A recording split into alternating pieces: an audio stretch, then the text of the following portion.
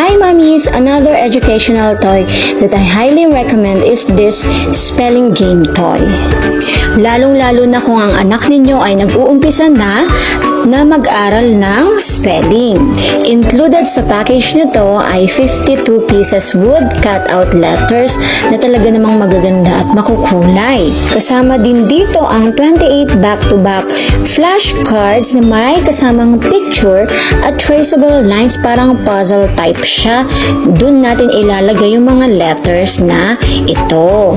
Malaking tulong ito sa kanilang fine motors at ganun din sa kanilang memory. Sa katagalan ay matatandaan na nila kung ano ang spelling ng bawat words na ito. Syempre may iba pa tayong mga activities na pwedeng gawin gamit ang toy na ito. Halimbawa, ibibigay ninyo yung sound ng letter at kukunin naman nila yung letter kung ano ba iyong narinig nila. Halimbawa, kukunin nila yung or hahanapin nila yung letter E. Sunod ay sorting out activities naman. Halimbawa, katulad dito, pinasort out natin ay yung mga vowels na letters. Next ay ipahanap naman natin ang consonants.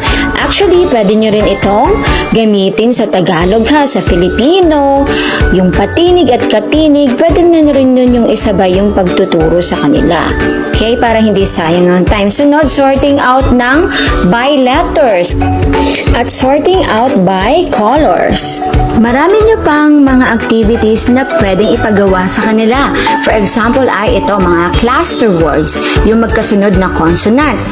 Pwede rin ninyo na ipaspell yung pangalan nila, pangalan ninyo, pangalan ng friends nila, or kung ano-ano. O kaya ay bumuo siya ng mga salita in Tagalog and in English ng mga salitang alam na niya para alam nyo kung ano na yung level ng kanyang spelling or word knowledge, okay?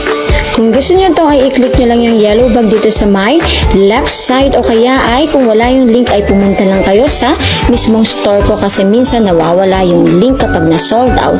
Bye! Salamat!